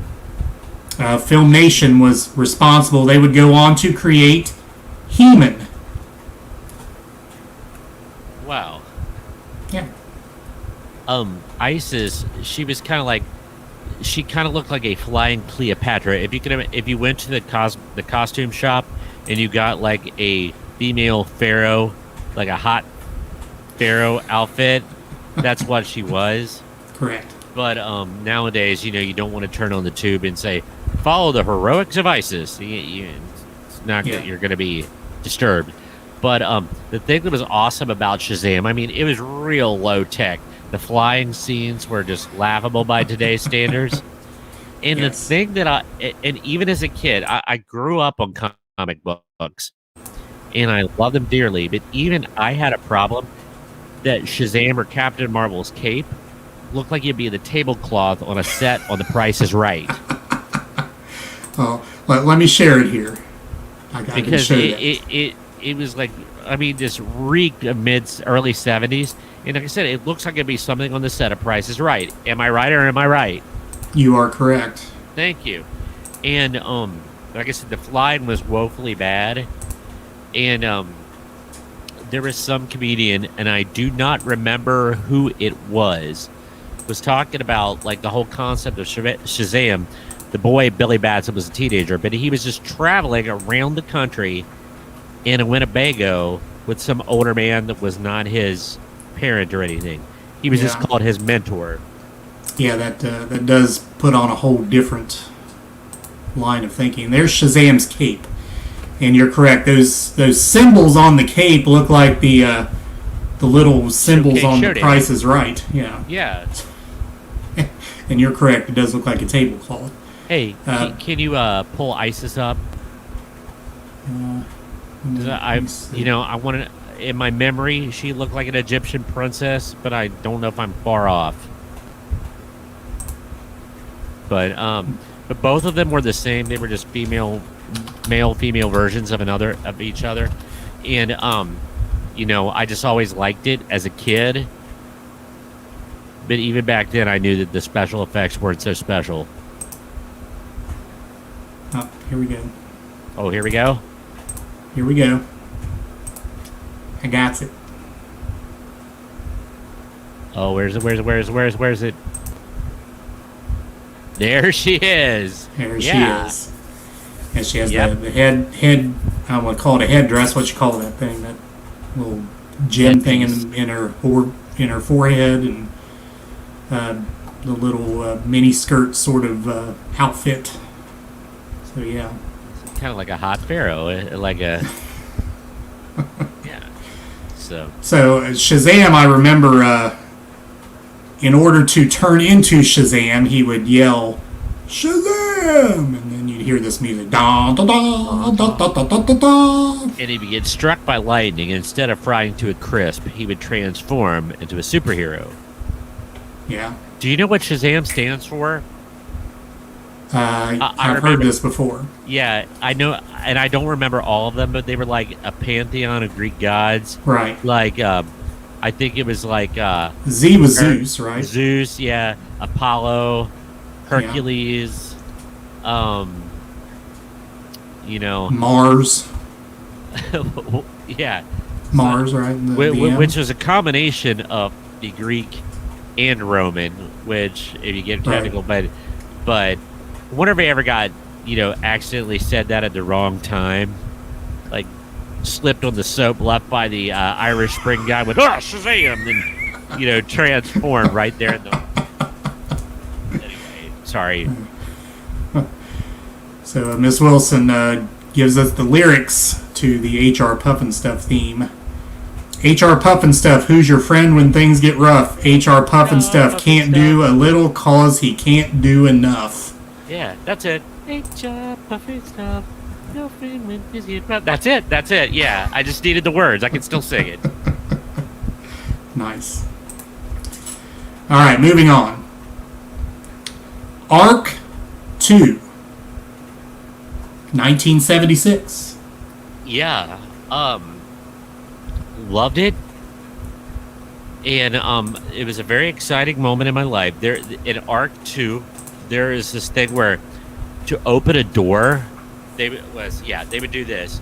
So there would be a little hand part, and they would go like this, and the door would open. I still do that when I walk into Kroger. Full disclosure. So there's a picture from Arc 2. So it's the lead singer of the Spin Doctors in a high-tech RV. Something like that. Yeah.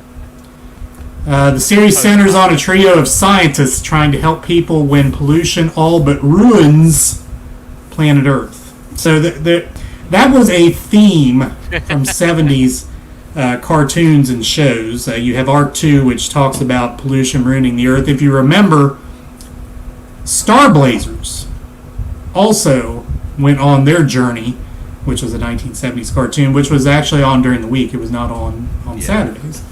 But they went on their journey to try to keep Mother Earth from disappearing due to some sort of pollution as well. Yeah, the Gamelons hit Earth with radiation to destroy it, so they had to go someplace to get the Cosmo DNA to save it. But the humans didn't do the polluting. Just like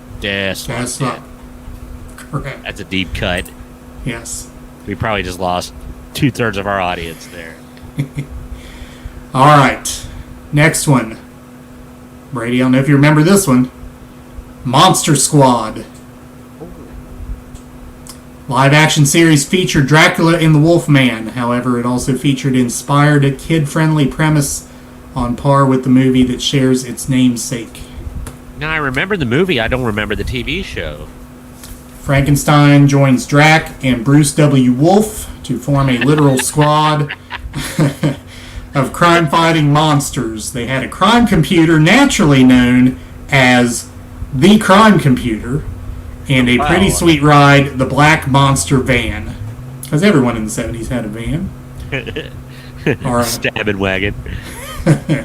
Our monster heroes also took a page from Batman's playbook and gave themselves utility belts. Oh. Now that goes back to another 1970s cartoon, which was on during the week and not on Saturdays, the Groovy Ghoulies.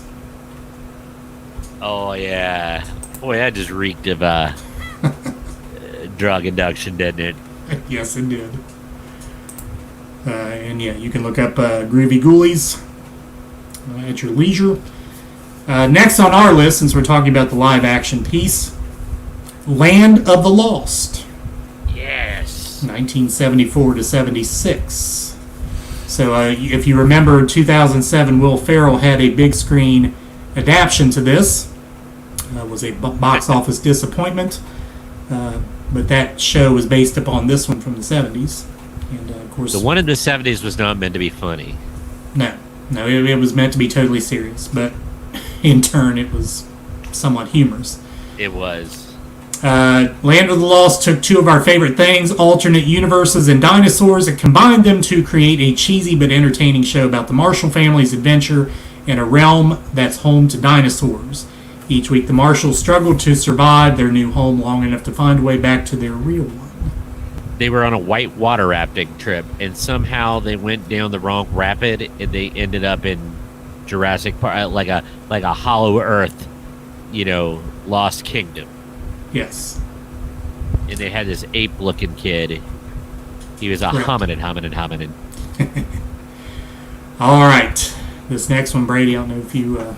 This was a little bit beyond us. I think I do remember it being mentioned, and so maybe some of our younger audience members may have watched it. The Zoobilee Zoo. I have seen it on the the program guide. Yeah. Never watched it. Hosted by Ben Vereen, centered around a group of 6 actors dressed as animal characters who call the zoo home. Not to be confused with New Zoo Review. Correct. Which was on during the week, which was not a Saturday morning show. Was live action, however. Yes. Blah blah blah blah blah blah blah blah Henrietta Hippo. Blah, blah, blah, blah, blah, blah, blah, blah, Charlie the Owl. The owl. Sorry, it's funny because we still don't know the lyrics. You just blah blah blah until you got to the character's name. Let's see. Then there's the blah blah blah blah blah. Blah blah blah blah blah blah. The animals talk and sing, and Doug and Betty Joe. Today's a different show. It's a New It's Zoo Review. Coming right at you. Randy the Cane Toad was not on that. Correct. Now, I said that Pee-wee's Playhouse was the most recent of the live-action Saturday morning shows, and I was incorrect on that because I left out probably one of the biggest ones of all time, Saved by the Bell. Yes and no. Which doesn't fit into the cartoon with live people deal. So it was more. It was a Saturday morning show in the truest sense. Yes. So maybe it doesn't fit our definition of what we're looking at, but it does fit the definition of live action Saturday morning programming. All right. Moving on. Sarah, are you so excited? You just can't hide it Right. by the Saved by the Bell. Yes. Okay, so here's another extension from Shazam, and I don't know that I remember this one, Brady. Maybe you do. The Kid Superpower Hour with Shazam, 1981-82. Yeah, they brought it back, and my memory could be totally incorrect and failing me, but I think they just added some different shows, but they would flash back and they would play an old Shazam clip. Right. So, interesting description of this show by whoever wrote this article. It says, if an ice show minus the ice and American Bandstand had a baby, it would be the Kid Superpower Hour with Shazam. I know exactly what they mean. I get it. Oh, and here's another one, Brady. I don't know if you remember this one either. I maybe vaguely do. Like I said, I hadn't really gone through this list too much, but Richard Pryor had a Saturday morning show. The town! Live action. No way. 1984. Saturday morning CBS ran for one season. Each week, Pryor would interact with an entertaining cast of puppets and children, Sesame Street style. No way. You're But lying. unlike Sesame Street, Pryor's show took on more serious issues and had mindful discussions about them with a young cast of children. Given the current climate, we could use a Pryor's Place today, according to the author of this article. However, is Richard Pryor really the one you want talking to your kids about how to deal with particular issues? Did you just hurt your nose? Exactly. What are you doing? Fun it, Mama. Jesus Lord. Jesus heaven.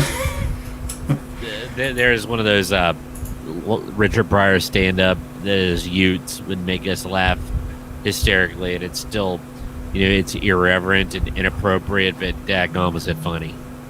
Yes. Okay, Brady, here's another one. I don't know if you remember this one or not. I remember hearing about it, not sure I ever watched it.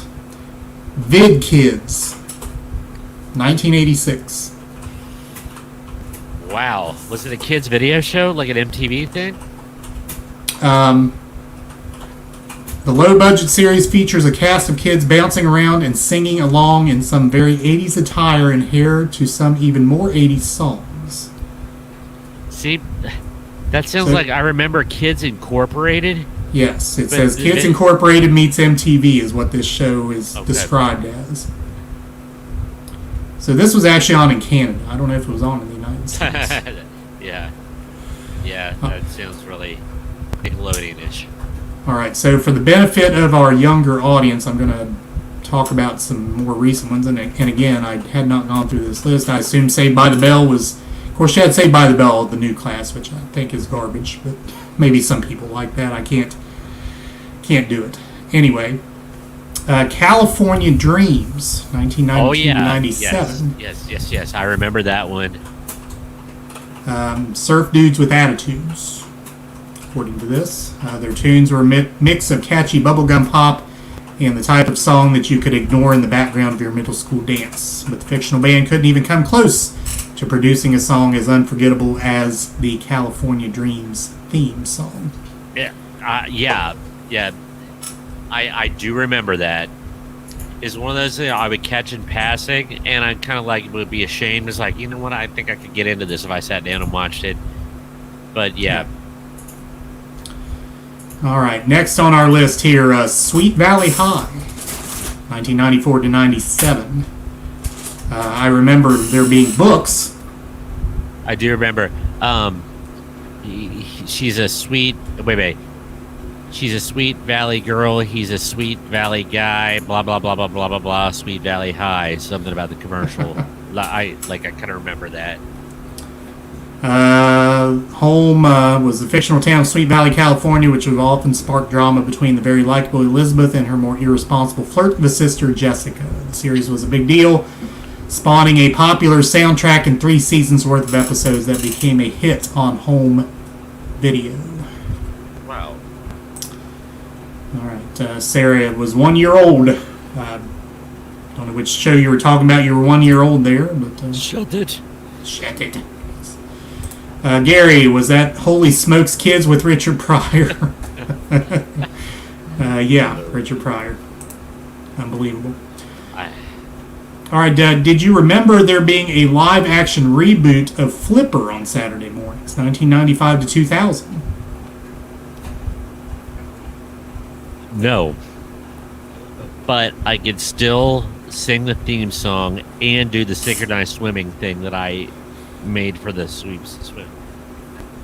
Be at the pool going, Flipper, Flipper, faster than lightning. Yeah, but no, there was a new one. You know Shazam was a guy, right? All right, Mighty Morphin Power Rangers. Did not know that was on Saturday mornings. I know Yeah. it was a daily thing, but did not know that. There was a kid version of American Gladiators, 94 to 96, Gladiators 2000, which kids would do the things American Gladiators would do. I forgot about this one too, Beekman's World, Oh, I loved Beekman's World. It was good. 93 to good. 98, Science for Kids, kind of a Bill Nye the Science Guy sort of thing. Oh, I was firmly in Beekman camp over Bill Nye camp. Yeah, well, Beekman was more of a character, whereas I guess Bill Nye's And his a real guy. Lester the Lab Rat. There was Yes. this dude with the beard that would dress up in a rat costume. Yeah. Beekman was Transformers to Bill Nye being GoBots, in my opinion.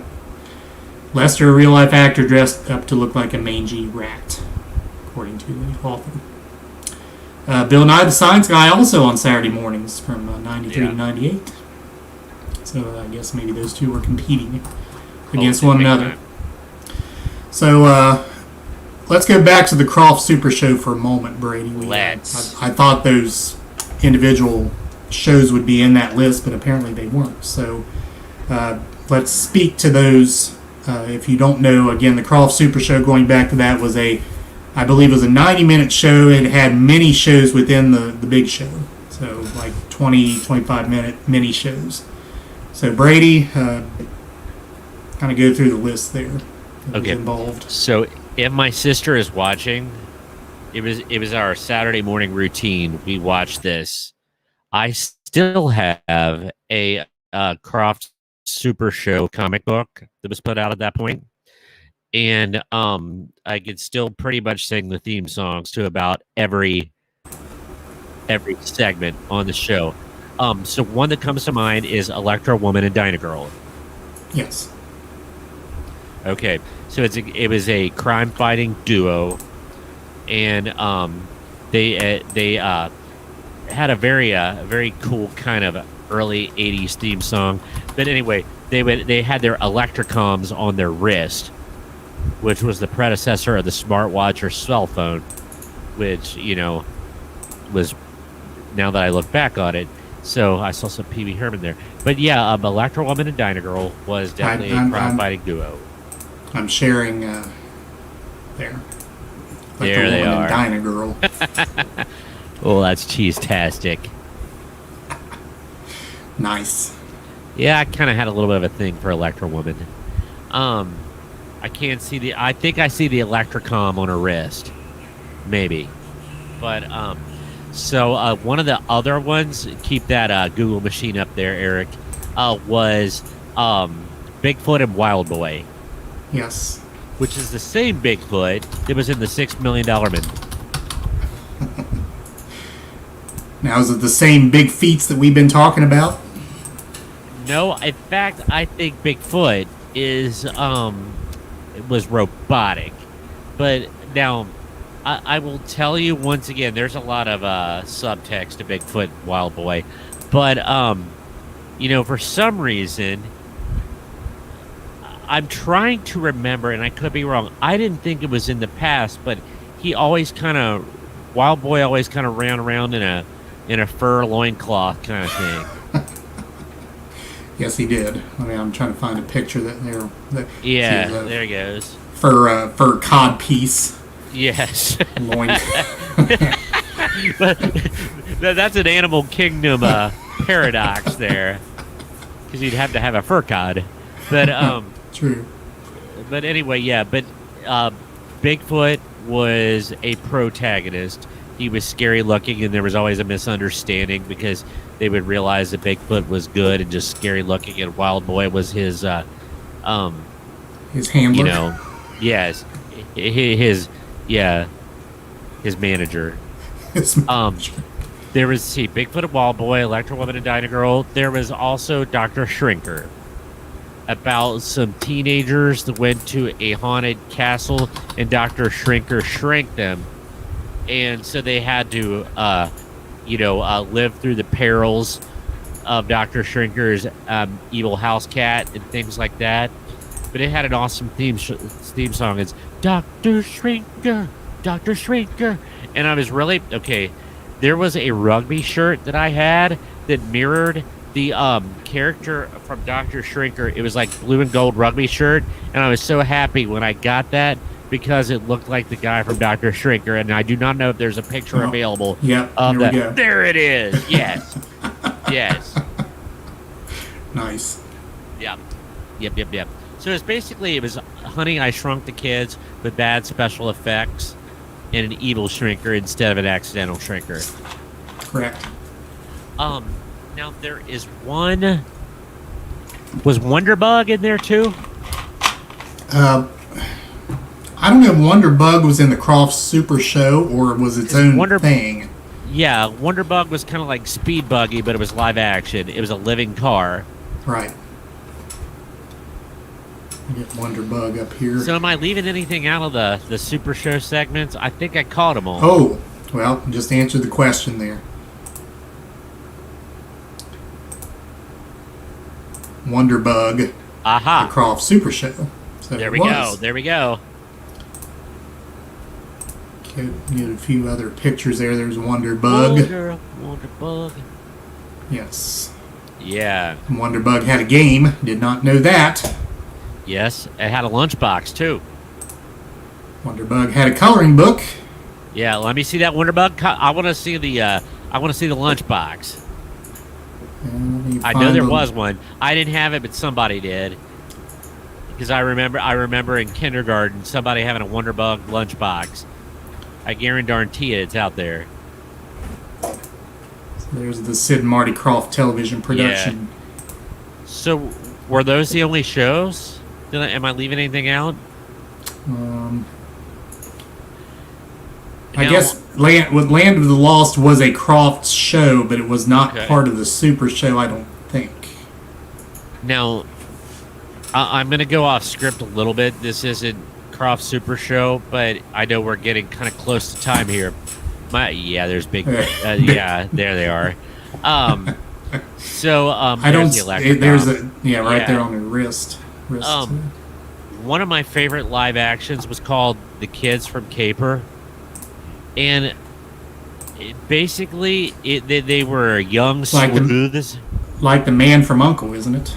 CAPER was. Yeah, it stood for something. I didn't know that back then, but they were young teenage sleuths that would go, but they would sing songs. They were kind of like a boy band in a van. And I'll stand behind to this day. They had some solid pop offerings during that TV show. There they are. See, I know. Let's see, Bugs, Doc. I forget what the first one's name was, and the one on the right. The one on the far right, but I know that it was Doc. It was Bugs and Doc, but I don't remember the other two. Bugs and Doc. Is that Looney Tunes reference or what? I don't know,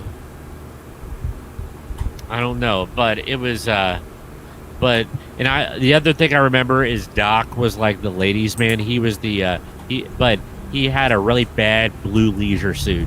Even when I was like 6 or 7, it's like, nah, that's not gonna age well. So this is an article from Tiger Beat saying that the kids were mad that the Caper album was hard to find. I guess they put out an album with their music on it. I bet if my sister dug somewhere that she would take her little handheld cassette recorder and she recorded the songs from the TV show. And we would listen to that on vacation because we would record the songs from it. Right. Which is what you had to do back in the 70s. You didn't have one of those newfangled VCRs. Yeah. Yep. All right. Anything else on that topic? Not that I can think of off the top of my head, but that was fun as heck. Yes. Brought back a lot of memories there. Yes. All right. As we end up our last topic here, I want to remind you that our audio version of this show will come out Friday morning, 3 a.m., as always. You can find it on most any platform you can find audio podcasts on. And interesting, we always talk about looking at our numbers and where people are listening and whatnot. If you look, and we can kind of take it down to the past 30 days, the past 7 days. It's interesting to look at the different platforms that people are listening on. Our second, actually tied for our first highest platform listened to in the last 30 days is Ghana. It's an Indian podcast platform. So I guess Really? we have a lot of listeners from India. Hello, make yourselves known, please. Yes. Contact Actually, us. 20% of our listening audience is from India. So welcome. And, Welcome. So some of the lesser-known platforms, of course, you know about Spotify and Apple Podcasts. CastBox is on our list there in the last 30 days. So iHeart. iHeart's there, but 41% is classified as others. So there's a whole bunch of different platforms you can find our audio podcast on.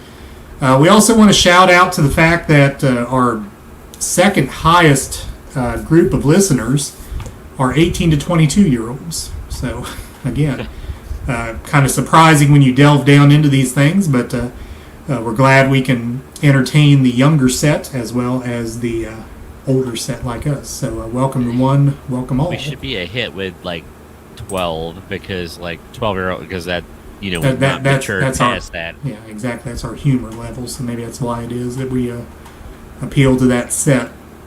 Video-wise, of course, you're watching on Facebook. This show will be archived on Facebook Live. You can also find us on YouTube. We have a channel there, and Twitch. All three platforms carry our video version of the show. So again, we want to wish our co-host Todd speedy recovery from his ailments there with his eyes. Ocular distress. That's going to have to go in the isms. Indeed.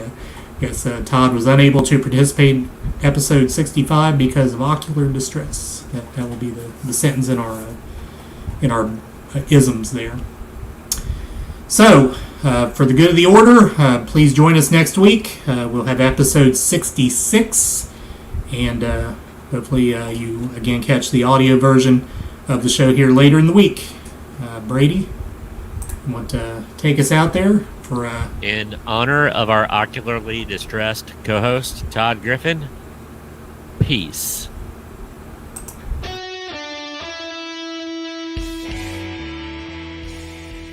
Thanks for listening to the Play It By Ear podcast.